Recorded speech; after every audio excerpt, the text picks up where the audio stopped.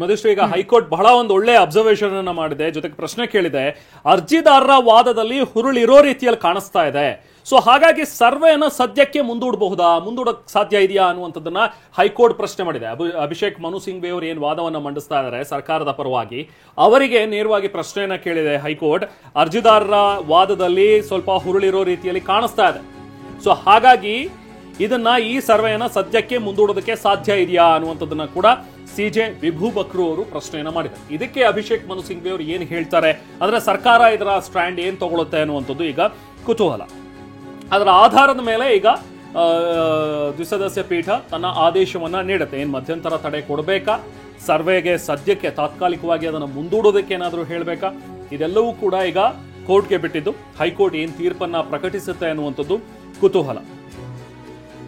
ಏನೆಲ್ಲ ಲೋಪದೋಷಗಳಾಗಿದೆ ಅನ್ನೋದನ್ನ ನ್ಯಾಯಾಲಯಕ್ಕೆ ಅರಿವು ಮಾಡಿಕೊಡುವಲ್ಲಿ ಅರ್ಜಿದಾರರ ಪರ ವಕೀಲರು ಇಲ್ಲಿ ಸಕ್ಸಸ್ ಆದ್ರ ಅನ್ನೋ ಒಂದು ಪ್ರಶ್ನೆಯೂ ಕೂಡ ಮೂಡ್ತಾ ಇದೆ. ಯಾಕಂದ್ರೆ ಅರ್ಜಿದಾರರು ಏನೆಲ್ಲ ಪಾಯಿಂಟ್ಸ್ ಅನ್ನ ಹೇಳಿದ್ದಾರೋ, ಪ್ರಮುಖವಾಗಿ ಅವರ ವಾದದಲ್ಲಿ ಏನೆಲ್ಲ ಅಂಶಗಳಿತ್ತೋ, ಈ ಸರ್ವೆಯನ್ನ ಯಾಕೆ ಮಾಡ್ತಿದ್ದಾರೆ ಅನ್ನೋದನ್ನ ಅವರು ಕಾರಣ ಸಮೇತ ವಿವರಿಸಿದ್ರು. ಅದೆಲ್ಲವೂ ಕೂಡ ಎಲ್ಲೋ ಒಂದು ಕಡೆ ನ್ಯಾಯಾಲಯಕ್ಕೆ ಅರ್ಥ ಆದಂತಿದೆ. ಅಂದ್ರೆ ಅವರು ಹೇಳ್ತಾ ಇರುವಂತಹ ಮಾತುಗಳಲ್ಲಿ, ವಿಚಾರಗಳಲ್ಲಿ ಸತ್ಯವಿದ್ದಂತೆ ಕಂಡು ಬರ್ತಾ ಇದೆ ಅನ್ನೋ ಅಭಿಪ್ರಾಯವನ್ನ ಇಲ್ಲಿ ಕೋರ್ಟ್ ವ್ಯಕ್ತಪಡಿಸಿದೆ. ಹಾಗಾಗಿ ಯಾವ ಕಾರಣಕ್ಕೋಸ್ಕರ ನೀವು ಸರ್ವೆಯನ್ನ ಮಾಡ್ತಿದ್ದೀರಿ ಅಂತ ಪ್ರಶ್ನೆಯನ್ನ ಮಾಡಿದಂತಹ ಸಂದರ್ಭದಲ್ಲಿ ಸಿಂಘ್ವಿ ಅವರು ಹೇಳಿದಾಗ ಎಲ್ಲೋ ಒಂದು ಕಡೆ ನ್ಯಾಯಾಲಯಕ್ಕೆ ಅದನ್ನ ಒಪ್ಕೊಳ್ಳೋಕೆ ಸಾಧ್ಯವಾಗ್ಲಿಲ್ವಾ, ಹಾಗಾಗಿನೇ ಈ ಸರ್ವೆ ಏನಿದೆಯೋ ಅದನ್ನ ಸ್ವಲ್ಪ ದಿನಗಳ ಮಟ್ಟಿಗೆ ಮುಂದೂಡುವುದಕ್ಕೆ ಸಾಧ್ಯವಿಲ್ವಾ ಅಂತ ಹೇಳಿ ಹೈಕೋರ್ಟ್ ಪ್ರಶ್ನೆಯನ್ನ ಕೂಡ ಮಾಡ್ತಾ ಇದೆ. ಇದಕ್ಕೆ ಅಭಿಷೇಕ್ ಮನು ಸಿಂಘ್ವಿ ಅವರು ಉತ್ತರವನ್ನು ಕೊಡ್ತಾ ಇದ್ದಾರೆ. ನೋಡಿ, ದಸರಾ ಬಳಿಕ ಅಂತಿಮ ವಿಚಾರಣೆಯನ್ನ ನಡೆಸಬಹುದು, ಅದಕ್ಕೆ ನಮ್ಮ ತಕರಾರು ಏನಿಲ್ಲ. ಆದ್ರೆ ಈಗ ಮಧ್ಯಂತರ ತಡೆ ಕೊಡಬೇಕಾಗಿಲ್ಲ ಅನ್ನುವಂಥದ್ದನ್ನ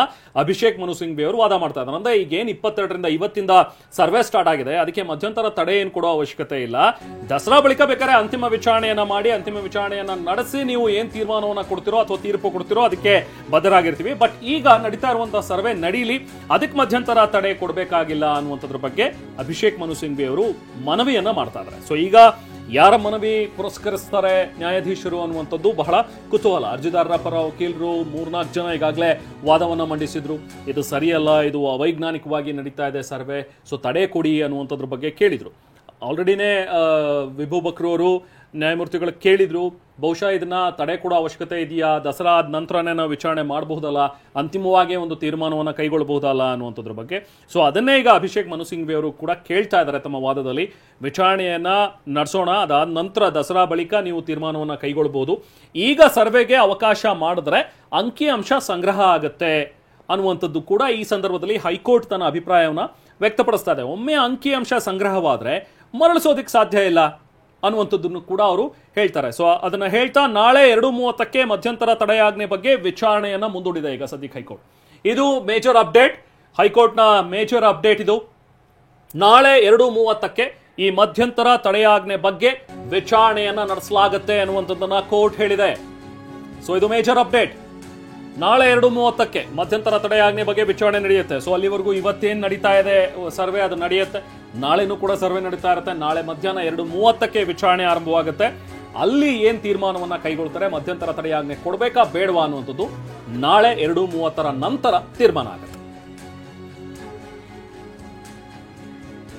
ಸರ್ವೆ ವಿಚಾರಕ್ಕೆ ಸಂಬಂಧಪಟ್ಟಂತೆ ಇವತ್ತು ಅರ್ಜಿ ವಿಚಾರಣೆಯನ್ನ ಕೈಗೆತ್ತಿಕೊಂಡಂತಹ ಕೋರ್ಟ್ ಹಿರಿಯ ವಕೀಲರ, ಅರ್ಜಿದಾರರ ಪರ ಹಿರಿಯ ವಕೀಲರು ಮಂಡಿಸಿದಂತಹ ವಾದವನ್ನ ಆಲಿಸಿದೆ. ಹಾಗೆಯೇ ಸರ್ಕಾರದ ಪರ ವಕೀಲರು ಮಂಡಿಸಿದಂತಹ ವಾದವನ್ನು ಕೂಡ ಆಲಿಸಿದೆ. ನಾಳೆ 2:30ಕ್ಕೆ ಮಧ್ಯಂತರ ತಡೆಯಾಜ್ಞೆಯ ಬಗ್ಗೆ ವಿಚಾರಣೆಯನ್ನ ಮಾಡಿ ನಂತರದಲ್ಲಿ ಆದೇಶವನ್ನ ಕೊಡುತ್ತೆ. ಅಲ್ಲಿಯವರೆಗೂ ಕೂಡ ಇವತ್ತೇನು ಸರ್ವೆ ಆರಂಭ ಆಗಿದೆಯೋ ಅದು ಮುಂದುವರಿಯುತ್ತೆ. ನಾಳೆ ಮಧ್ಯಾಹ್ನ 2:30ರವರೆಗೂ ಕೂಡ ಮುಂದುವರಿಯುತ್ತೆ. ನಂತರದಲ್ಲಿ ಕೋರ್ಟ್ ಏನು ಆದೇಶವನ್ನ ಕೊಡುತ್ತೋ ಅದರ ಮೇಲೆ ಡಿಪೆಂಡ್ ಆಗುತ್ತೆ. ಮಧ್ಯಂತರ ತಡೆಯನ್ನ ಕೊಡ್ತಾರಾ ಅಥವಾ ಈ ಒಂದು ಸರ್ವೆಯನ್ನ ಮುಂದುವರಿಸಿ ಅಂತ ಹೇಳ್ತಾರಾ ಅನ್ನೋ ಕುತೂಹಲವೂ ಕೂಡ ಇದೆಯಲ್ಲ, ಅದಕ್ಕೆ ನಾಳೆ ಮಧ್ಯಾಹ್ನ 2:30ರ ವಿಚಾರಣೆಯ ನಂತರದಲ್ಲಿ ಉತ್ತರ ಸಿಗುವ ಸಾಧ್ಯತೆ ಇದೆ. ಈಗ ಸರ್ವೆಗೆ ಅವಕಾಶ ಏನು ಕೊಡಲಾಗಿತ್ತೋ ಅಥವಾ ಸರ್ಕಾರ ಆದೇಶವನ್ನ ಕೊಟ್ಟಿತ್ತೋ ಅದು ಯಥಾವತ್ತಾಗಿ ನಡೆಯುತ್ತೆ. ಇದ್ರ ಜೊತೆಗೆ ಈಗ ಕೇಂದ್ರ ಸರ್ಕಾರದ ASG ಅಡಿಷನಲ್ ಸಾಲಿಸಿಟರ್ ಜನರಲ್ ಆಗಿರುವಂತಹ ಅರವಿಂದ್ ಕಾಮತ್ ಅವರು ಕೂಡ ವಿರೋಧ ವ್ಯಕ್ತಪಡಿಸಿದ್ದಾರೆ. ಅಂಕಿ ಅಂಶ ಸರ್ವೆ ಕೂಡ ಗಣತಿಯ ಸ್ವರೂಪದಲ್ಲೇ ಇದೆ, ಇದು ನಥಿಂಗ್ ಬಟ್ ಜಾತಿ ಗಣತಿ ಅಥವಾ ಜನಗಣತಿ ಅನ್ನೋ ರೀತಿಯಲ್ಲೇ ಇದೆ, ಇದು ಸರಿಯಲ್ಲ ಅನ್ನುವಂಥದ್ರ ಬಗ್ಗೆ ಕೇಂದ್ರ ಸರ್ಕಾರದ ಅಡಿಷನಲ್ ಸಾಲಿಸಿಟರ್ ಜನರಲ್ ಆಗಿರುವಂತಹ ಅರವಿಂದ್ ಕಾಮತ್ ಅವರು ಕೂಡ ವಿರೋಧವನ್ನ ವ್ಯಕ್ತಪಡಿಸಿದ್ರು. ಈಗ ನಡೀತಾ ಇದೆಯಲ್ಲ ಈಗ ವಿಚಾರಣೆ, ಆ ಟೈಮ್ನಲ್ಲಿ ಅರವಿಂದ್ ಕಾಮತ್ ಅವರು ಕೂಡ ವಿರೋಧವನ್ನು ವ್ಯಕ್ತಪಡಿಸಿದ್ದಾರೆ. ಈಗ ಸದ್ಯಕ್ಕೆ ಹೈಕೋರ್ಟ್ ಹೇಳಿರುವಂಥದ್ದು ಅಂಕಿಅಂಶಗಳು ಸಂಗ್ರಹ ಮಾಡ್ದಂಗೆ ಆಗ್ಬಿಡುತ್ತೆ ಈಗಲೇ ಸರ್ವೆ ಮಾಡಿದ್ರೆ, ಆಮೇಲೆ ಮತ್ತೆ ವಾಪಸ್ ಕೊಡೋದಕ್ಕೆ ಬರೋದಿಲ್ಲ, ಅದನ್ನು ಹೆಂಗೆ ಮರಳಿಸೋದು ಅನ್ನುವಂಥದ್ದನ್ನು ಕೂಡ ಹೈಕೋರ್ಟ್ ಅಭಿಪ್ರಾಯವನ್ನು ವ್ಯಕ್ತಪಡಿಸಿದೆ.